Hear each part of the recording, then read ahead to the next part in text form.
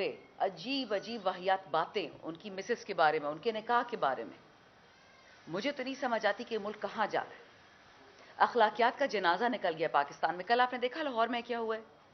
4 ملازمیں تھیں پاکستانی بچیاں جو غریب ہوتی، ملازمہ کہیں بن سکتی ہے کلب میں، اور وہاں پہ ہم سے جو ایک لوٹا ہو کے گئی تھی ایم پی اے صاحبہ، انہوں نے کہا ہے کہ انہوں نے مجھ سے چوری کی ہے. ان بچوں کو اسٹرپ سرچ کیا گیا ہے. جو جیل سے بچے نکل رہے ہیں اپنے تشدد کی کہانیاں بتا رہے ہیں، وہ ٹوٹ ٹوٹ کے رو رہے ہیں کہ ہمارے ساتھ جیلوں میں کیا ہوا ہے. ان پہ کوئی ایف آئی آر نہیں کٹی ہیں، مجھ پہ کوئی ایف آئی آر نہیں کٹی تھی. صرف آپ کو یہ بتا رہی ہوں کہ جو آپ کا لا اینڈ آرڈر کا سچویشن اس وقت ڈیٹیریٹ ہو گیا ہے، جو کر رہے ہیں، اس میں فائدہ کس کا ہے؟ کسی پاکستانی کا فائدہ اس میں ہے؟ کیا اس میں عمران خان کا فائدہ ہے؟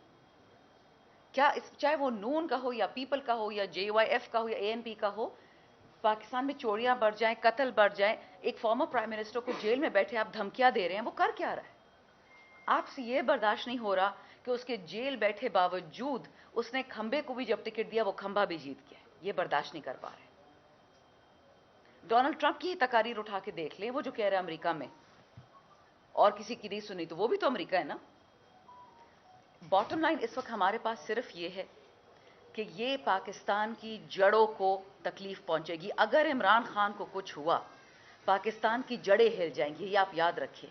یہ ایک فرد کا مسئلہ نہیں ہے، یہ اس وقت پورے پاکستان کا مسئلہ ہے.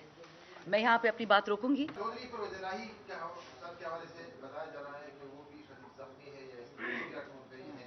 وہ کیا قصہ کہانی ہے؟ کوئی اطلاع ہے جی اب بس کچھ ہمیں تو جی یہی پتا ہے کہ وہ ادھر گرے ہیں باتھ روم میں، سلپ ہوئے ہیں، ان کے سر پہ چوٹ آئی ہے، ان کی پسلیوں پہ چوٹ آئی ہے. لیکن جتنا مجھے پتا ہے جیل میں کوئی ایسا ہسپتال ہے نہیں جہاں پہ پسلی ٹریٹ ہو سکے، اور سر کے، اور جو ان کی ایج بھی زیادہ ہے تو نیچرلی اس کو ٹریٹمنٹ کے لیے تو پمس جیسی جگہ لے کے جانا پڑے گا. لیکن ہمیں بھی ساری نیوز میڈیا سے ہی مل رہی ہیں، ہمیں کوئی اندرونی کوئی نیوز نہیں ہے.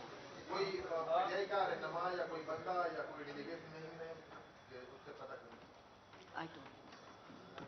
ڈونلڈ لو نے ایک بہت 2 جھوٹ بولے کانگریشنل ہیئرنگ میں. اب کانگریس پہ کیا کرتی ہے کہ اپنے قوانین ہے کہ اسٹیٹ ڈپارٹمنٹ کا کوئی بندہ اگر کانگریس کے سامنے جھوٹ بولے گا ادھر سزا ہوتی ہے. 2 جھوٹ.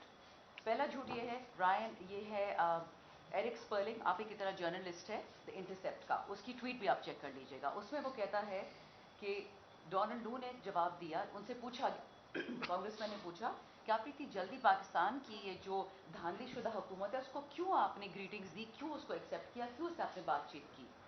ڈونلڈ لو جواب دیا کہ جی اسٹیٹ ڈپارٹمنٹ میں تو کوئی کام ہی نہیں ہے کہ ہم ریکگنیشن ود ہولڈ کریں. جس نے الیکشن کیا اور ہم نے اس کو مبارکباد دے دی اور ہم نے بات کر لی اور دیکھی جائے گی. 2 جھوٹ اس میں بولے گئے. پہلا جھوٹ، امریکہ ابھی تک افغانستان کی گورنمنٹ کو ریکگنائز نہیں کرتا، اور اسٹیٹ ڈپارٹمنٹ کی ویب سائٹ پہ لکھا ہوا ہے ڈونلڈ لو اسٹیٹ ڈپارٹمنٹ کا امپلائی ہے اور یہ افغانستان پاکستان اس کی ضد میں آتے ہیں. تو اس کو یہ بھی نہیں پتا کہ اس کے ڈپارٹمنٹ نے لکھا ہوا ہے آن لائن، آپ خود چیک کر لیں کہ ہم افغانستان کو نہیں ریکگنائز کرتے. پہلا جھوٹ. دوسرا جھوٹ، وینزویلا کی گورنمنٹ، وینزویلا کا جو نوار الحق کاکڑ صاحب ہے جو ان کی انٹرم گورنمنٹ ہے، امریکہ نے اس کو ریکگنائز کیا ہے، اور جو الیکشن کے بعد جیت کے آیا ہے پریزیڈنٹ اس کو نہیں ریکگنائز کرے. یہ بھی اسٹیٹ ڈپارٹمنٹ کی ویب سائٹ پہ لکھا ہوا ہے. تو ڈونلڈ لو